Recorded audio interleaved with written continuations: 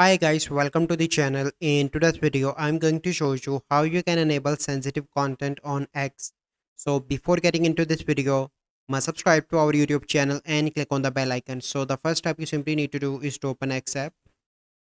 So click on that. Once you open that, you simply need to click on your profile picture on the top left. And then you simply need to scroll down and click on settings and support. Scroll down, click on settings and privacy.